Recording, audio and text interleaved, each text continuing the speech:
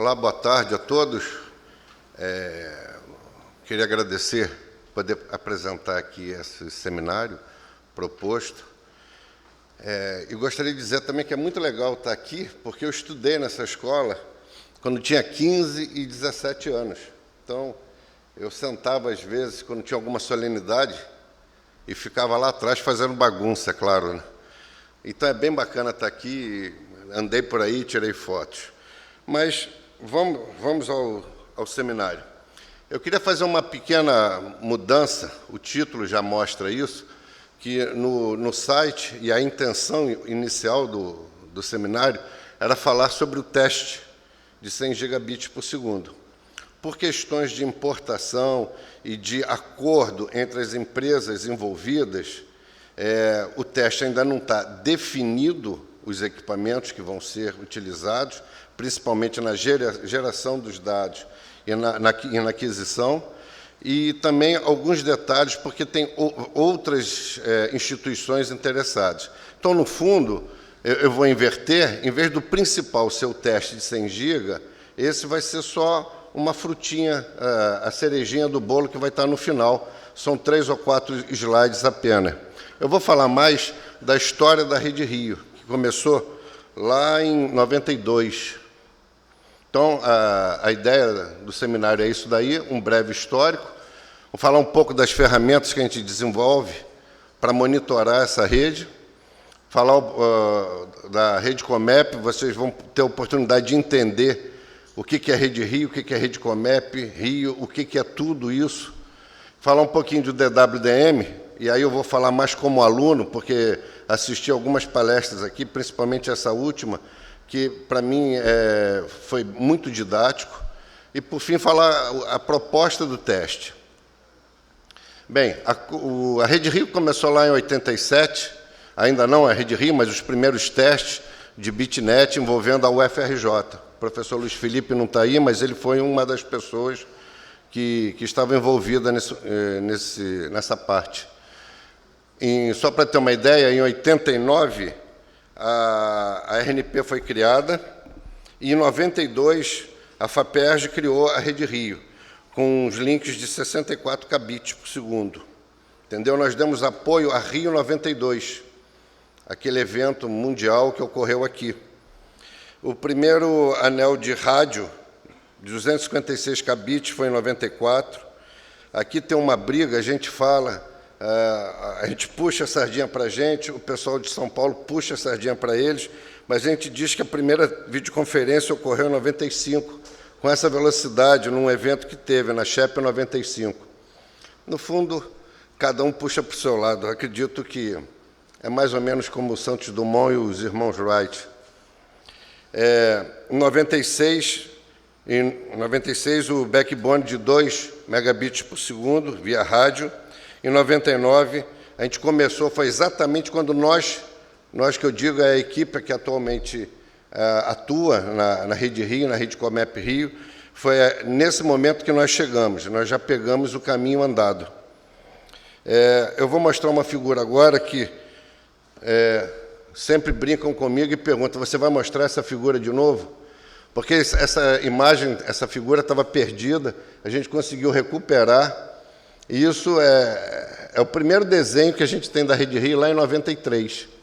E aqui a gente já vê com 10 megabits por segundo o CBPF, já o patinho feio querendo ter mais banda do que todo mundo, provavelmente devido aos físicos e os seus projetos gigantescos.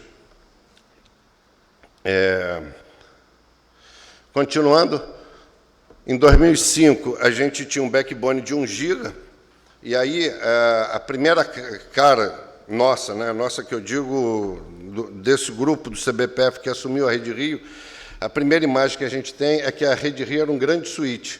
Tudo funcionava muito bem, era uma VLAN só, então a gente recebia a informação, recebia o pacote, mandava entregar no endereço tal, daquela VLAN, e tudo estava resolvido. Era muito simples.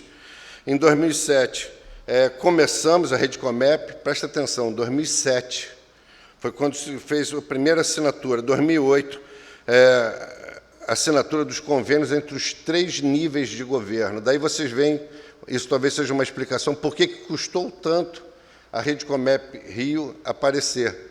Porque a gente tem que conversar com 3 níveis de governo ao mesmo tempo. Fazer isso casar. E quando está quase tudo casadinho, troca o governo, voltamos tudo para baixo. Aquilo que já estava assinado já está desassinado, tem que assinar de novo. É muito complicado isso. Em 11, a gente especificou o projeto do backbone de DWDM a 10 gigabits por segundo. Em 12, a gente começou a implantar, eu vou mostrar uma figura que isso vai ficar claro, o backbone com 1 gigabit por segundo, usando roteadores 3600 e 3400 da Cisco.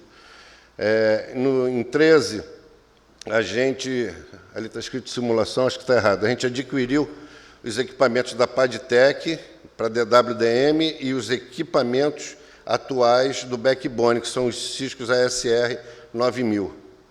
Em 14, a implantação do backbone, esse sim, já usando esses equipamentos anteriores, de DWDM e os ASRs. Em 15, esse ano, a implantação, a negociação para comprar um canal de 10 gigabits por segundo, um canal que a gente chama de internacional, mas ele atende também o mundo nacional. E, por fim, esse é o objetivo da gente esse ano, é fazer esse teste. Bem, aqui vou falar um pouquinho dos sistemas da gente, como é que a gente consegue monitorar essa rede toda. Primeiro, essa rede, obviamente, ela tem que ter alta disponibilidade e alta confiabilidade. Quer dizer, eu estou falando isso porque, para o mundo comercial, isso é uma coisa óbvia e é assim que funciona. Para o mundo acadêmico, onde a gente tem infinitos problemas de pessoal, de equipamento e de verba, tentar manter esses 2 itens é de uma dificuldade atroz.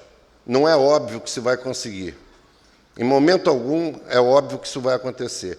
No mundo comercial, isso é óbvio que tem que acontecer, porque está vendendo um serviço, você tem que fazer dessa forma. E queremos também ter um pouquinho da gerência descentralizada e queremos ser proativos. E, claro, reativos também, né? Mas o barato da coisa é ser proativo. Então, queremos ter apoio ao usuário, aos sistemas de segurança, a parte administrativa também. Claro que a gente usa as ferramentas gratuitas e algumas desenvolvidas. Aqui, o tradicional SNMP e MIB, o MIB tem exclamação porque vira e mexe, você procura uma MIB, às vezes não acha, e às vezes, quando acha, ela não funciona. Então, é fantástico, mas é problemático também. E aqui o desenvolvimento envolve todo esse mundo de aplicações, de linguagens e coisas do tipo. Aqui o exemplo dos sistemas de segurança, a Marita vai reclamar, que ela sempre fala para não mostrar isso, mas isso aqui é com ela. A gente tem monitoramento, tem alerta, a gente tem estatística e tem recomendações para todos os usuários, todas as instituições filiadas à Rede Rio, cerca de 90, 100 diretamente e 300 indiretas, e a gente participa desses projetos. Os sistemas comerciais, isso aí todo mundo sabe, né? O Cactai, MRTG, RR Tools e outros. Aqui, alguns sistemas desenvolvidos, a gente trabalha muito utilizando alunos, né?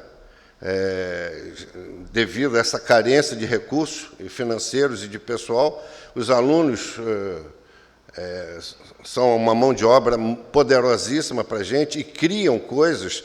Por exemplo, esse aqui é um gráfico de uma aplicação que eu não vi igual ainda por aí no mercado. Ele dá para a gente a ideia de como está funcionando o Spanitree na nossa rede. Lembra que eu falei que era um grande switch? Se fosse redondinho, era fácil isso. Mas vocês veem, aqui a gente já começa um pouco da complicação, porque em azul nós temos roteadores que eram da Rede Rio. Em azul claro, os roteadores, vamos dizer assim, da primeira fase da rede Comep. Os clientes, as instituições, quase todas da Rede Rio estão na rede Comep, mas algumas estão numa e não estão na outra. Então, elas têm que coexistir, pelo menos nesse primeiro momento. Então, esse software que foi desenvolvido pelo Antônio, isso foi uma tese em 2013, ele mostra como é que estão os enlaces online. Tá certo? Isso é atualizado online. Isso é, para nós, no começo da gerência desses dois mundos, o mundo azul escuro e o mundo azul claro, o mundo Rede Rio e o mundo Rede Comep, isso aqui era fundamental. A gente corria para esse gráfico o tempo todo para descobrir o que estava acontecendo. Como eles se misturam, eles têm conexões, eles são ligados entre si por fibras diferentes, essa ferramenta foi muito útil. Essa é uma outra tese, já nem tão, vamos dizer assim, sofisticada e inovadora, porque tem uma parte de dados administrativos e gerenciais das instituições, os seus gráficos, e nós começamos a fazer um pequeno looking glass. A gente tem um repositório da tabela BGP completa. Isso, para efeitos de pesquisa e de estudos, tem sido consultada por alguns pesquisadores do Rio e do Brasil. E também foi a tese do Ednardo, que hoje está com a gente, mas não atua tanto nessa área. Esse aqui é um gráfico que mostra a complexidade do que é a nossa rede. Voltando aqui, em azul escuro, eu tenho a Rede Rio, os equipamentos da Rede Rio. Em azul claro, os equipamentos da Rede Comep na primeira fase, que são aqueles equipamentos Cisco 3600, e em azul maior aqui por fora é o backbone de 10 GB. Eu não desenho o DWDM, porque aqui é só a parte de roteamento, que foi comprado posteriormente. Então, eu posso dizer que eu tenho 3 backbones que interagem entre si, que se completam, que salvam um ao outro, mas tem um problema crítico neles. É que esses 2 backbones, a Rede Rio e a Rede Comep 1, vamos dizer assim, eles trabalham como switch, com um VLAN, com muita facilidade. Os ASRs, ao contrário, a VLAN é a coisa mais complicada para você configurar nesses caras. Então, nós adotamos uma outra maneira de rotear, que é o roteamento feito por roteamento mesmo, por rotas estáticas e OSPF. Então, a gente tem 2 tipos vamos dizer assim, de roteamento acontecendo aqui. Esse gráfico aqui é uma loucura, porque ele não é online, é óbvio, e cada vez que a gente senta para reunir, tem uma versão nova, porque tem uma ligação nova que a gente conseguiu fazer, tem um link novo que a gente conseguiu fazer de 10 GB, de 1 GB. Então, muito complicado. E, nesse momento, não estão desenhados aqui as instituições. As instituições se conectam nesses azuis escuros e nos azuis claros. Aos poucos, a gente está migrando todo mundo para cá. No futuro, esses 2 de dentro devem ser esquecidos, serem desativados. Entendeu? Mas isso ainda vai demorar. Se tem alguém da PUC aí, alguém me perguntou, a PUC que está conectada, eu nem me lembro se é no 103 ou no 202, ele vai passar para cá na segunda-feira. Nós vamos lá visitar a PUC e fazer essa migração. A PUC é uma das instituições filiadas à Rede Rio. Então, gerenciar esse backbone é muito complicado, muito mesmo. Entender esse gráfico, esse desenho aqui, é uma coisa de doido. Então, sempre quando tem um problema, a gente corre para ele para poder entender. Antes, a gente tinha tudo na cabeça, daqui e daqui. Agora, quando nós passamos para cá, quando deixou de ser um switch, passamos a ter um problema. Esse pontilhado aqui é devido à linha vermelha, que é um pedaço da fibra que ainda não estava completada, mas hoje já está funcionando. E aqui mostra os 3 links que a gente tem para fora do nosso AS, um link de 3 gigabits por segundo com a Level 3, de 3 GB com a RNP, e aqui eu não sei, acho que são 2 GB, né? 10 GB com o PTT do Rio. Aqui um sistema WeatherMap, nada de novo, mas mostra bem a complexidade que é a rede e é muito visual, entendeu? Claro, sem isso, a gente teria que ir em cada máquina, em cada roteador, saber o que está acontecendo quando tem algum problema. Isso ajuda. Aqui uma parte que a gente está começando a desenvolver, já que falaram aí do smartphone, as nossas ferramentas têm que parar todas de um smartphone, cada um está comprando o smartphone maior possível para poder ter essas informações, porque somos poucos, a gente quando fala, vocês têm gerência 24/7, eu falo, eu acho que eu tenho 25/8, porque a gente está conectado o tempo todo nós estamos sabendo o que está acontecendo, apesar de não estar no local de trabalho. Bem, isso era a Rede Rio, nós éramos 5 pontos principais, 5 POPs, até a Oi começou com Telerge, depois ela virou Telemar e agora é Oi. Ela tinha direito, porque essa fibra era dela, então ela tinha direito a ter um ponto, e a ideia é que ela tivesse um laboratório ali para desenvolver, só que nunca aconteceu isso. E essas são as instituições conectadas à Rede Rio. Esse era o desenho da Rede Rio. Agora eu já estou começando a falar da Rede Comep. Isso aqui é o mapa, é o Google da Rede Comep, onde você vê em vermelho o backbone e em amarelo os anéis que participam desse backbone. Depois tem uma outra figura que esclarece, e alguns pontos radiais. Aqui é Deodoro e aqui é Recreio, dos Bandeirantes, para quem mora no Rio. 305 quilômetros de fibra passados por nós que eu digo, quer dizer, pelo consórcio. Né? Aqui tem um pouco de numerologia, o tamanho de cada anel, de cada parte radial, totalizando 305, e aqui os números que nós temos, são 85 instituições acadêmicas, 28 da prefeitura, 31 do metrô, parte do cabo passa no metrô, e é um dos problemas, porque, curiosamente, às vezes roubam o cabo dentro do metrô. E aí, para você substituir o cabo, é um parto, porque tem que ter uma janela, tem que ser de madrugada, e é o caos. E 2 instituições na Supervia, totalizando 146. E aqui a conversão para o PDF ficou ruim. Bem, aqui fala dos ministérios, os institutos vinculados aos diversos ministérios. Então, a gente pega uma gama muito grande de ministérios, 1, 2, 3, 4, 5, 6, órgãos estaduais, instituições acadêmicas, prefeitura, Metrorio e Supervia.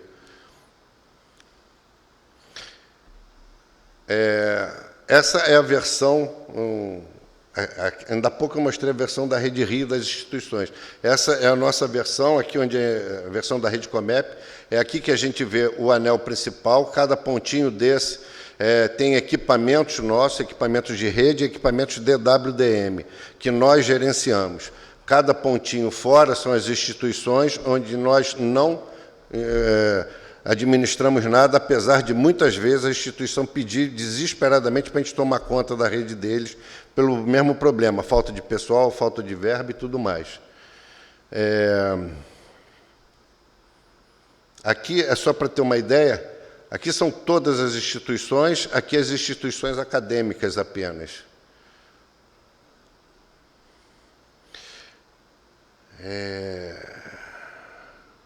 Aqui é um exemplo, depois eu até me lembrei que eu podia ter dado exemplo também do Cefet, que é o que a gente chama de redes metropolitanas. O que é isso? A gente deu eu vou dar o exemplo da UFRJ, que é o mais emblemático, é o maior exemplo. A UFRJ tem, sei lá, cerca de 12 campi espalhados no Rio de Janeiro. Nós fizemos um desenho tal que ela tem um par de fibra no backbone, em todos os anéis, de maneira que a UFRJ tem uma LAN metropolitana, uma MAN, na realidade. Entendeu? Isso, para eles, deve ter sido uma coisa fantástica, porque facilita muito a gerência deles.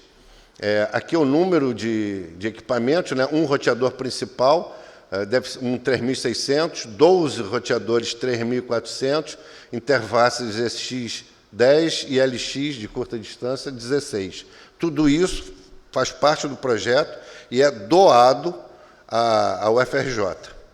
Aconteceu algo parecido com o Cefet, com a UERJ, com a Unirio, todas as universidades que têm campos espalhados pelo Rio de Janeiro fizeram a sua rede. Só teve uma instituição que optou por não ter a conexão entre os dois campos que tinha.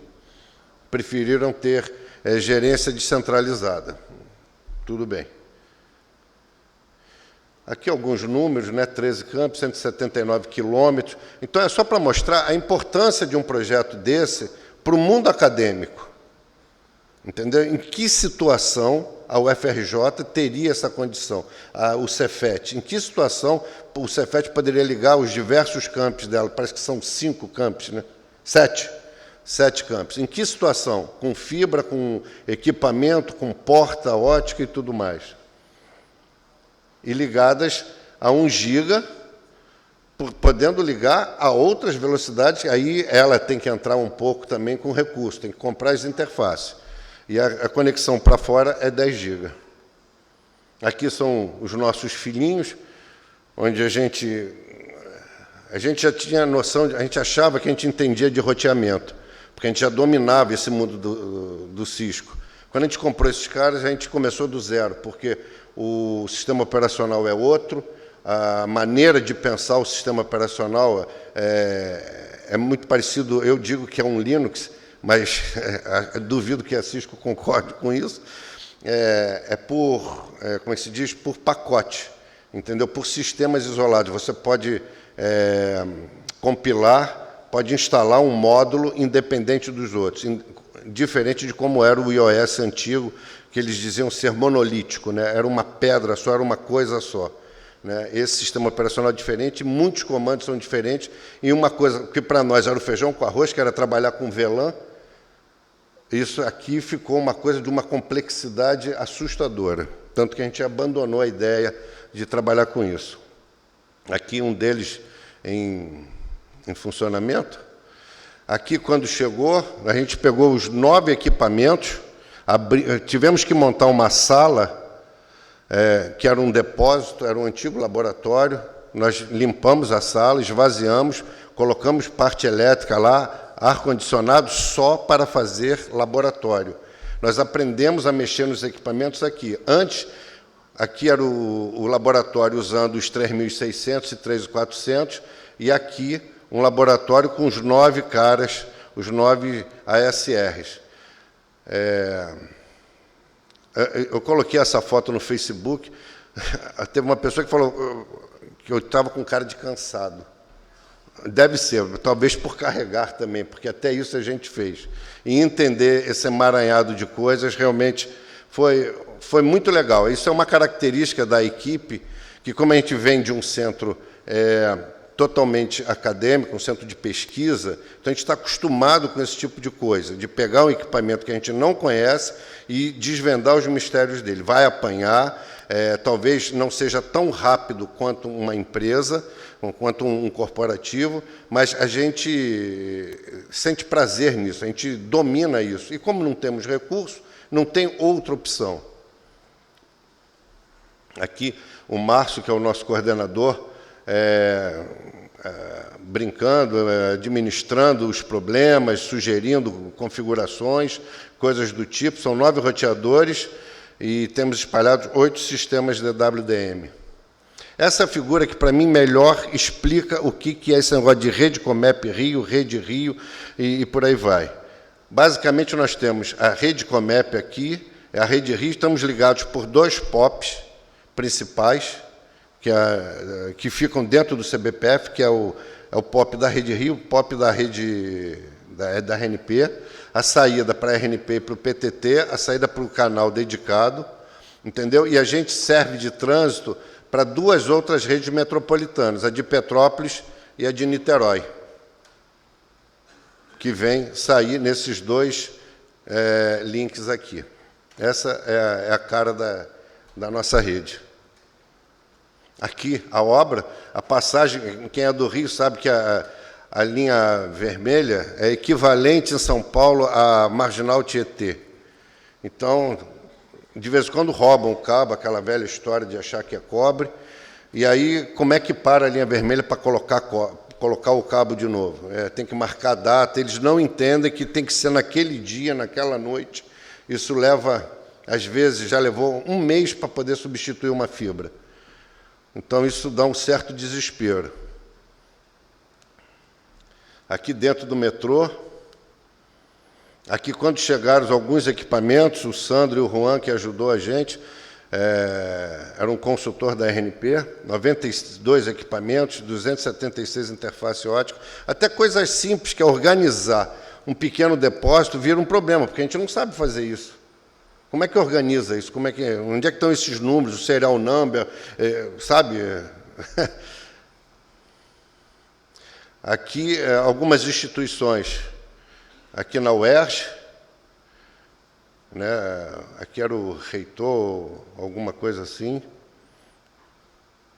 Aqui é interessante, foi na Embrapa Solos, eles fizeram a medida antes e depois. Essa moça aqui, ela ria, ficava feliz de ver a coisa, ela não parava de rir. Passou de 5,8 para 178 e 114. Quer dizer, imagina, me senti um político levando água lá na comunidade, sabe como é que é? A alegria das pessoas a ver que a rede funciona, que o tráfego, agora eles podiam fazer o que quiserem, entre aspas. Todos os links da Rede Rio, a instituição e backbone, 1 gigabit por segundo, pelo menos. Unirio, Gafreguinle, que é um hospital, o INTO. Aqui, eu até pulei, eu devia ter dado uma parada para começar a explicar um detalhe. Esse aqui é o tempo que falta, dá tempo. Agora, eu estava falando de roteamento, de Rede Rio, Rede Comep, e a gente estava feliz nesse mundo, a gente assumiu em 99, então aprendemos, corremos atrás, então a gente já estava, vamos dizer assim, relaxados, a gente já dominava, de certa forma, esse mundo de rede.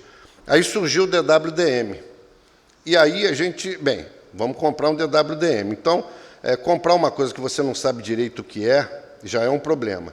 E depois a gente tem que começar a entender da coisa para a gente mesmo fazer o suporte, para a gente mesmo fazer a manutenção e evoluir. Então, a gente começou do zero de novo, porque DWDM para a gente é uma coisa totalmente nova, recente, deve ter uns 7 ou 8 meses que a gente começa a fazer cursos, a mexer, a aprender, a bater a cabeça. Aqui eu bati algumas coisas só para mostrar a novidade para nós, né? Quando a gente olha uma fibra, a gente não imagina que o que é útil da fibra está entre 8 e 10 micrômetros, não é isso? Isso mesmo. Então, quando você olha uma fibra, você não está vendo a parte útil. Entendeu? Mesmo quando você tira o invólucro, aquela coisa toda, você continua sem ver a parte útil. A parte útil é muito pequena. O DWDM, basicamente, isso é um desenho didático que eu peguei aí no Google, com muita facilidade, mais ou menos é isso. Você tem cores, você tem um multiplexador, passa tudo numa fibra, tem um amplificador, um demultiplexador e um detetor de luzes. Pronto, o mundo está perfeito. Acabou, então é fácil. Tem até alguns animados, onde aparece o quadradinho colorido vindo, entrando aqui. É tudo muito fácil. Só que você começa a se deparar com esses equipamentos aqui. Então, acabou esse negócio de switch. Interface ótica ainda tem, mas roteador, VLAN, acabou tudo isso, não tem mais esse papo. Aí você tem que se deparar com essas palavras aqui, com esses equipamentos. Aqui está desenhado um amplificador. Quando você vai ver, para valer, existe 5 ou 6 tipos de amplificadores, um para cada situação, um para cada problema. Os problemas estão aqui do lado. Um amplificador simples é para atenuação. Ficou baixo o sinal, você amplificou. Mas quando você tem polarização, ruído, dispersão, cada hora é um amplificador especial. E tem uma coisa aqui, efeitos não lineares. Isso aqui é igual ao estresse quando você vai ao médico. Quando você vai ao médico, o médico sempre fala, você está com estresse. Ah, legal. Porque o estresse é qualquer coisa que ele não saiba. Então, é estresse. E, para mim, é isso. Qualquer coisa que não se sabe aqui, se fala, é efeito não linear. Claro, tem alguns que são característicos, mas tem... Não, isso é um efeito linear. O cara fala, eu não entendo, ok. Só que depois você começa a ficar preocupado, que não é bem assim. Então, isso tudo é só para dizer que tem um mundo aqui atrás. E a gente tem que correr atrás. Pela palestra que foi dada aqui anteriormente, acho que pelo Tiago, ficou claro que a gente está muito atrás. Eu espero que mais um ano a gente já possa conversar com ele, pelo menos próximo. Tem esses gráficos muito interessantes, tem esse problema da água. Não vou tentar explicar, porque vou falar o que eu não tenho conhecimento de causa, apenas uma noção que alguém explicou. Aqui é uma coisa mais interessante, que são os comprimentos de onda, e o DWDM trabalha aqui, nessas duas bandas. Tá certo? Só para a gente ter a noção, está numa faixa entre 1.450 nano e 1.600 nanômetro. Tá certo? O gap, a distância entre os diversos lambdas, estão na faixa de 0,8 nanômetro. Então, quando você trabalha com DWDM, algumas dobras ou curvas na fibra que você normalmente faz, você já não pode fazer. Isso é uma coisa básica. Sem falar nas condições da ponta da fibra, de limpeza e coisas desse tipo. O fato de você apertar a fibra já dá problema. Então, tem um outro mundo aí que nós temos que nos preocupar. Aqui alguns cursos que a gente fez, propaganda, eu gosto de falar da Padtech, eu não ganho nada por isso, mas porque ela é uma empresa brasileira. Eu acho isso muito legal. Entendeu?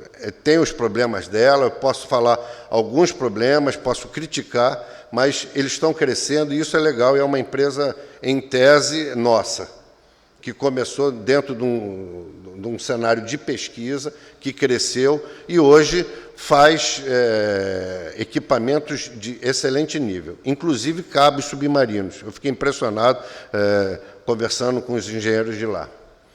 Uma coisa que eu achei interessante, para simularem as distâncias, é óbvio, né? Você tem que ter um rolo de fibra. Então, um rolo aqui tem, sei lá, 100 quilômetros, coisas desse tipo. Entendeu? Então, e rolo de fibra você vê lá em todo laboratório tem um monte desse. Aqui, nos nossos trabalhos, a gente faz a montagem, ou o professor faz a montagem, e a gente tinha que levantar o esquema. Entendeu? Quer dizer, tipo, fazer o reverso. Mas fizemos também ao contrário. A gente montou o esquema e tentamos ligar lá.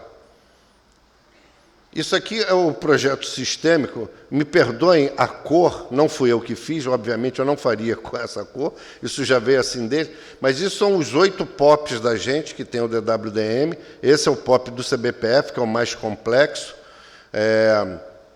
É só para ver que em cada REC, o que tem de equipamento, o que tem de complexidade ali, não é simples como ligar um roteador num switch e ver se acendeu a luz. Ainda tem algumas luzinhas, mas tem coisas que não tem luz, e aí é o caos.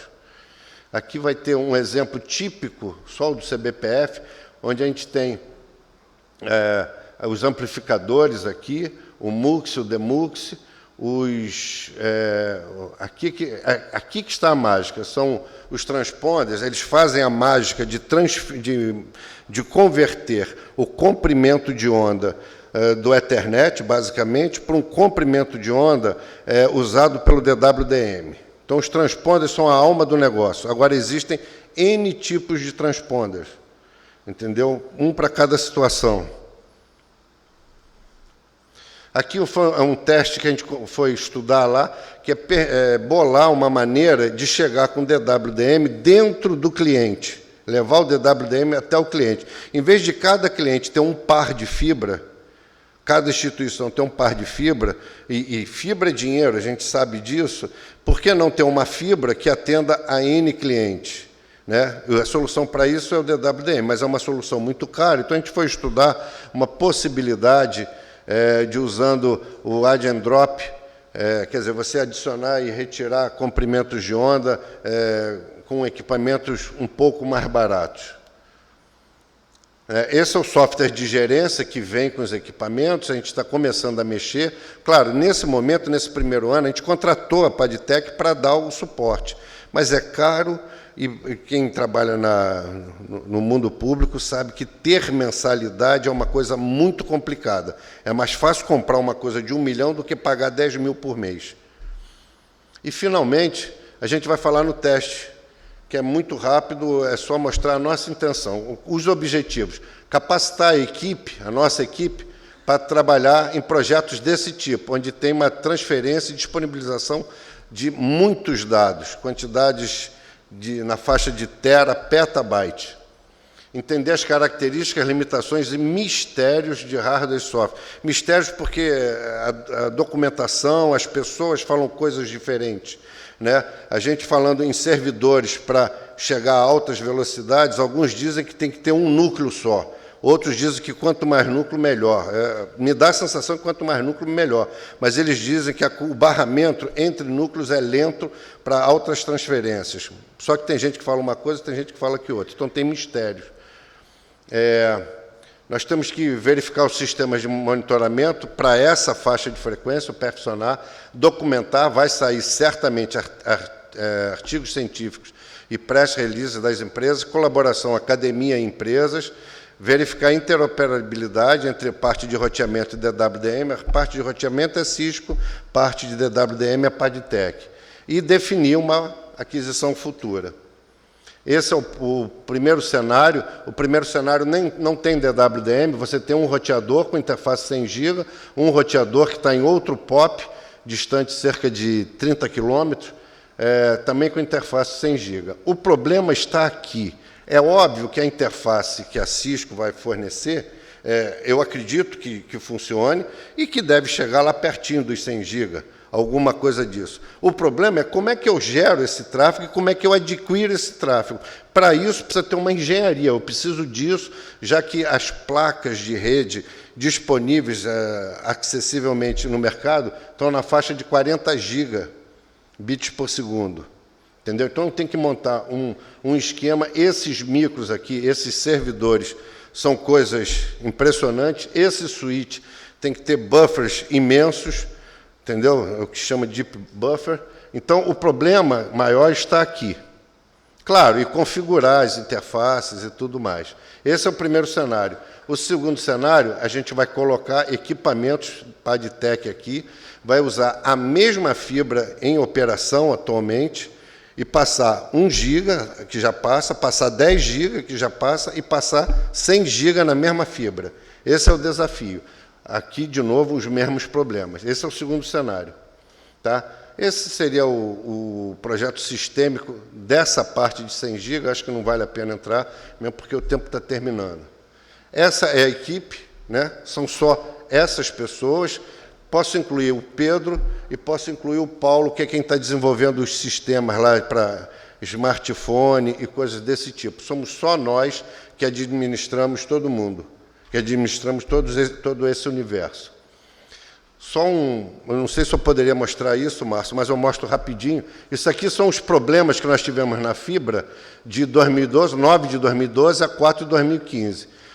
295, uma média que eu fiquei apavorado quando vi isso. 9,83, quer dizer, 9 ou 10 eventos de fibra por mês. Isso é assustador.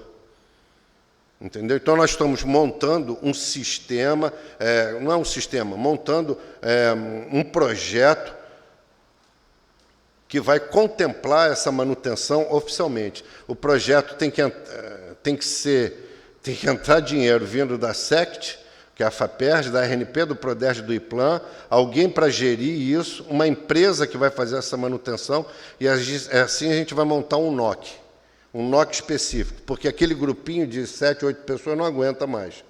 Não dá. Entendeu? Ficou claro claro, quem faz a manutenção hoje já é uma empresa. Mas eu tenho que ligar para a empresa, alguém tem que me ligar, eu tenho que saber, tenho que descobrir, cadê o telefone? Não funciona. Tá legal? E aí nós vamos ter os diversos subNOCs, nós vamos estar aqui. Bem, esse é o projeto da Rede Cobep, todas as instituições envolvidas. o comitê gestor, professor Luiz Felipe, o comitê técnico é presidido pelo professor Márcio, e esses somos nós.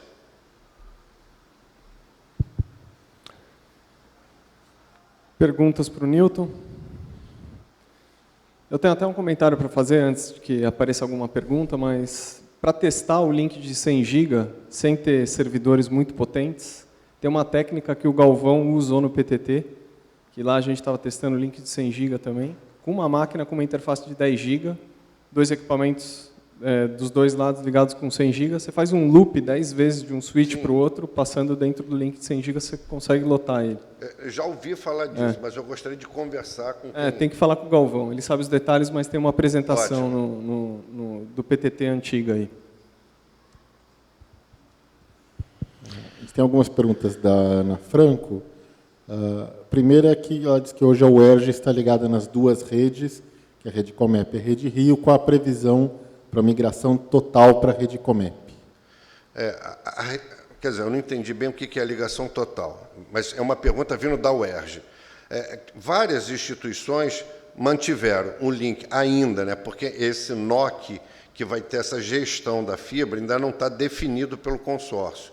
Então, a gente está pedindo para manter os links atuais. Então, a maior parte das instituições tem o link antigo, que a gente chama de comercial, que tinha com a Rede Rio, e o link atual, que às vezes é duplo, em 2 POPs separados, com a Rede Comep. Então, no caso a UERJ, ela tem 3 links. O link antigo, de 210 megabits por segundo, e 2 links em POPs diferentes da Rede Comep, de 1 gigabit por segundo cada um. Entendeu? Então, a UERJ já está a todo vapor. A UERJ, para sair do ar, tem que cair 3 links. Tem que ser muito azar. Entendeu? A maior parte das instituições são assim, tem acesso duplo à Rede Comep e um acesso simples ao link atual ainda comercial. E ela perguntou também quais os fabricantes das fibras utilizados nas redes Comep e o quanto se perde quando acontece, por exemplo, um dos eventos aí de rompimento. Quer dizer, a marca da fibra, eu não sei. Eu sei que essa fibra estava encalhada porque ela foi presa na alfândega. Então, a Polícia Federal disponibilizou. Márcio, quer falar? Você explicaria melhor. Não vou ficar aqui falando dos dramas da rede, mas as fibras, essa que o Newton falou, são da Corning, da NZD Corning, e o restante foi comprado da Metro Cable, lá de Campinas, eu acho. Vou agradecer ao Newton aí. Newton, muito obrigado, viu? Falou.